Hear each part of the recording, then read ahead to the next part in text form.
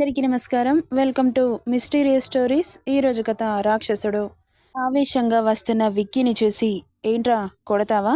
నీ ఫిగర్ మామూలుగా లేదురా. ఒక్క గంట నాతో అంటున్న వాడి మూతిపళ్ళు రాలి బయటపడ్డాయి. నెక్స్ట్ సెకండ్లో అక్కడ చూస్తున్న వాళ్ళంతా అలా కొట్టగానే విక్కీ విక్కీ అంటూ అరుస్తున్నారు. ఫైట్ జరుగుతుంటే ఎగ్జైటింగ్గా చూస్తున్న జనాలని పిచ్చి చూపులు చూస్తోంది అవని. వాడి చెయ్యి పట్టి డొక్కలో ఒక్కటిచ్చాడు. హా అంటూ అరుస్తూనే అవని రెక్కపట్టి లాగి ఆమె పీక మీద కత్తి పెట్టాడు. వాడు అక్కడ చూస్తున్న వాళ్ళంతా గుడ్లు పెద్దవి చేసి చూస్తుంటే విక్రమ్ కోపంతో అతని కళ్ళు రక్తవర్ణంలోకి మారి చేతి నరాలు పైకి తేలుతున్నాయి. గట్టిగా బిగిసింది అతని పిడికిలి.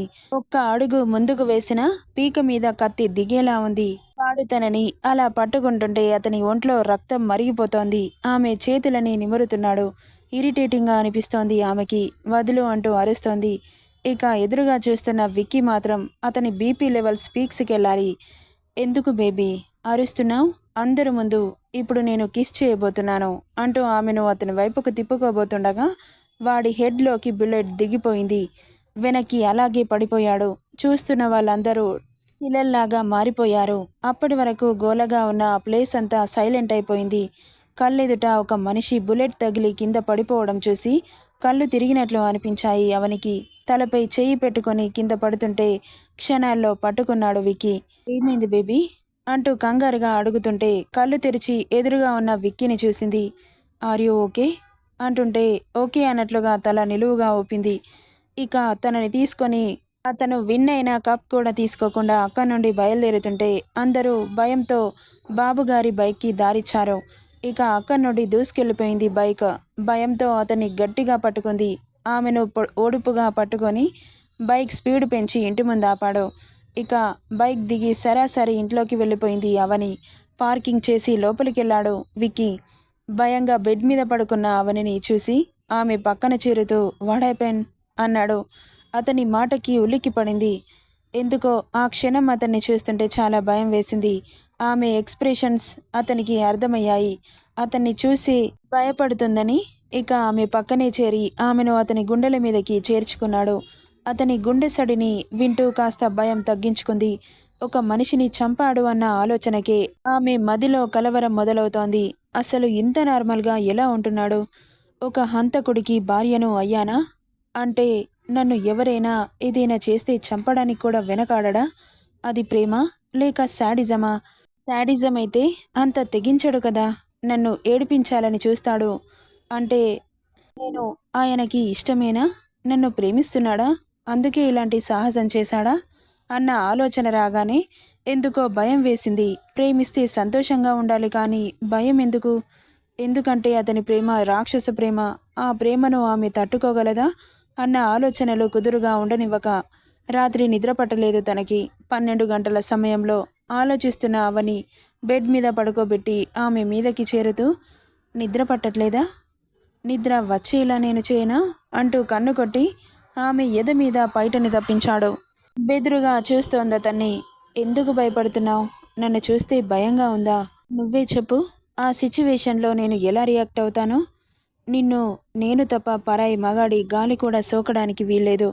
అలాంటిది నిన్ను వాడు ముద్దు పెట్టుకోబోయాడు. అందుకే చంపేశా.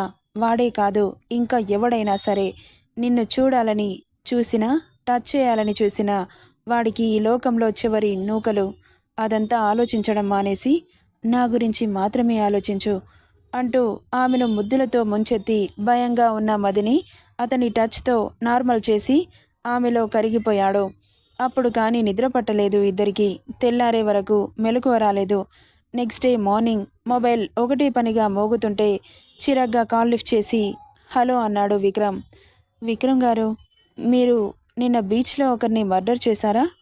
మీ ఇంటికి ఇన్వెస్టిగేట్ చేయడానికి వస్తున్నాం అంటూ కాల్ కట్ చేశాడు ఎస్ఐ. మొబైల్ పక్కన పెట్టి తాపీగా నిద్రలోకి జారుకున్నాడు. అవని కూడా గాఢ నిద్రలో ఉంది. ఆఫ్టర్ 1 అవర్ డోర్ సౌండ్ దబదబా వినిపిస్తుంటే చిరాగ్గా లేచి ఓపెన్ చేశాడు. ఎదురుగా మేడ కనిపించడంతో అస్సలు చిట్లించి ఏంటి అన్నాడు. సార్ మీకోసం పోలీసులు వచ్చారు అంటుంటే వస్తున్నా అని చెప్పి వెళ్ళి ఫ్రెష్ అయ్యి కిందకి వెళ్ళిపోయాడు. నమస్తే విక్రమ్ గారు. నమస్తే అంటూ వాళ్ళ ముందే క్రాస్ లెగ్స్ వేస్తూ కూర్చున్నాడు అతను. ఇంత popular and famous top business man అని తెలుసు కాబట్టి పోలీసులు కూడా లైట్ తీసుకున్నారు. వాళ్ళకి కాఫీ తీసుకొని వచ్చింది మేడ్. కాఫీ తాగి విక్రమ్ గారు నిన్న బీచ్లో ఎందుకు అతన్ని చంపాల్సి వచ్చింది అని అడుగుతుంటే రికార్డ్ అయిన వీడియోని తీసి అతని చేతిలో పెట్టాడు.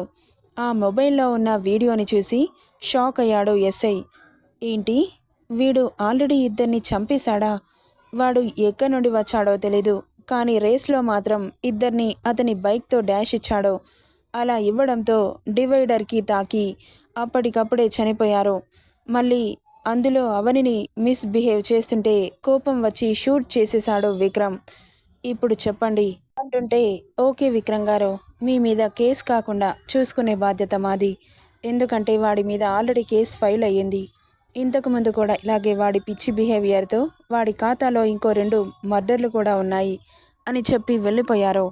అంతకుముందే అక్కడికి వచ్చిన అవని పోలీసులు మాట్లాడేదంతా వినడంతో అప్పుడు కానీ విక్రమ్ మీద పాజిటివ్ ఆలోచన రాలేదు. ఒక మనిషిని ఎలా చంపుతారా అన్న ఆలోచనలే ఆమెను ఉక్కిరిబిక్కిరి చేశాయి. తల తిప్పి చూసిన విక్రమ్కి ఎదురుగా అవని కనిపించడంతో, ఏంటి బేబీ అక్కడ నిలబడిపోయావు, కమాన్ అంటూ పిలవడంతో దగ్గరికి వచ్చి నిలబడింది. ఎప్పుడు లేచావు అని అడిగాడు. ఆమెను ఒడిలో కూర్చోబెట్టుకుంటూ, పోలీసులు ఎందుకొచ్చారు అని అడిగింది. ఏం చెబుతాడా అని కనుక్కోవడానికి షార్ప్గా చూశాడు. అతని చూపులకి తడబడి, మీకు కాఫీ తెస్తాను అంటూ లేస్తుంటే, భయం పోయిందా అని అడిగాడు. పోయింది అన్నట్లు తల గుండ్రంగా తిప్పింది. స్నానం చేయడం వల్ల ఆమె ఒంటి సువాసన, జెల్ స్మెల్ రెండూ కలిపి మత్తుగా అతని ముక్కుకు తాకుతుంటే ఆమెను డీప్గా స్మెల్ చేస్తూ వీపుపై ముద్దిచ్చి వదిలాడు. ఒళ్ళు జల్లుమనడంతో అతను వదలగానే జింకపిల్లల పరుగున కిచెన్లోకి వెళ్ళిపోయింది. కాల్ వస్తే మాట్లాడుతూ పక్కకెళ్ళాడు విక్రమ్. కాఫీ తీసుకొని వచ్చి అతని చేతిలో పెట్టింది.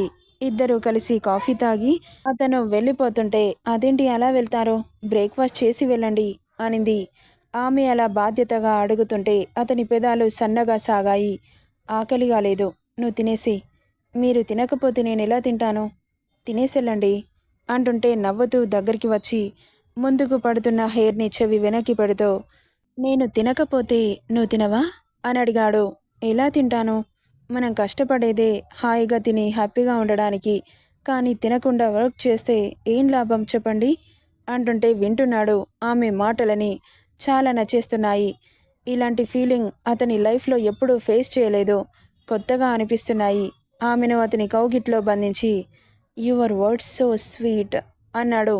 కళ్ళు పెద్దవి చేసి చూసింది ఆశ్చర్యంగా.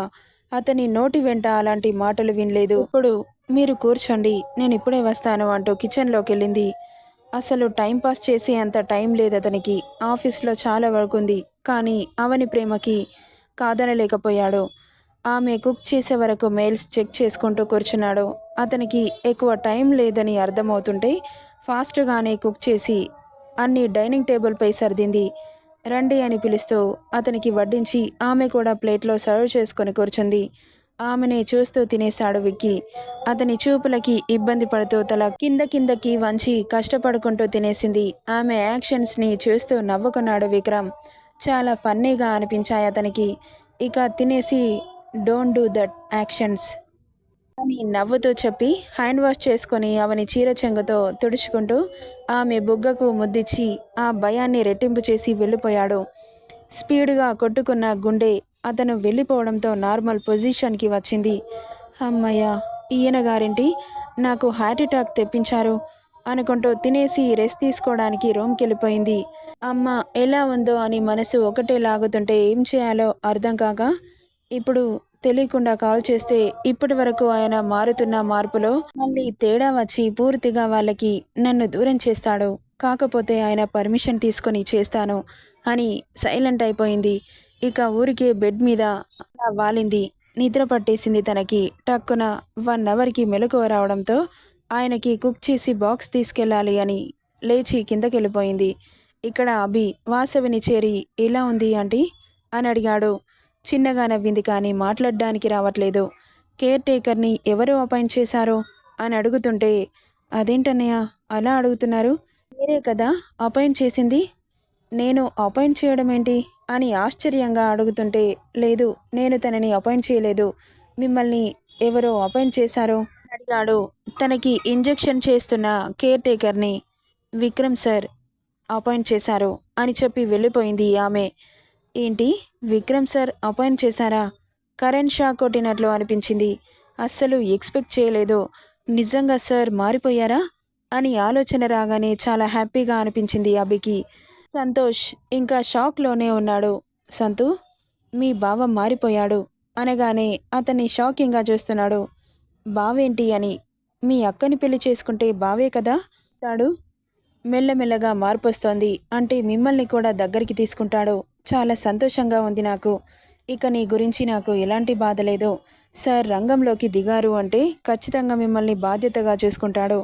మీకు ఏ కష్టం రానివ్వడు. మీరు లంచ్ చేశారా? చేశామన్నయ్య.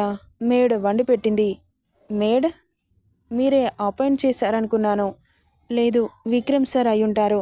చూసావా అతనిలో ఎంత మార్పొచ్చిందో. ఇక ఇవన్నీ మాటలు వింటున్న వాసవి ఆమె చెయ్యి మెల్లగా కదలడం, కళ్ళల్లో కాంతులు, పెదవిలో నవ్వు విరియడం అభి కంటపడ్డాయి. ఆంటీ అంటూ వాసవి చేతిని పట్టుకున్నాడు అభి. అతి త్వరలో రికవరీ అవుతారని నమ్మకం నాకొచ్చింది. మీకు ఈ డిసీజ్ తగ్గి మీ కూతురు దగ్గరికి మీరే నడుచుకుంటూ వెళ్తారు అంటుంటే నవ్వింది. ఇంతకు ముందు కంటే ఇప్పుడు ఆ నవ్వులో జీవం ఉంది. సరే ఆంటీ, నేను వెళ్ళొస్తాను. మీరు జాగ్రత్త అని చెప్పి వెళ్ళిపోయాడు. నెక్స్ట్ పార్ట్లో ఏం జరుగుతుందో చూద్దాం. ఈ స్టోరీ ఎలా ఉందో కామెంట్ చేయండి guys. Thank you for listening.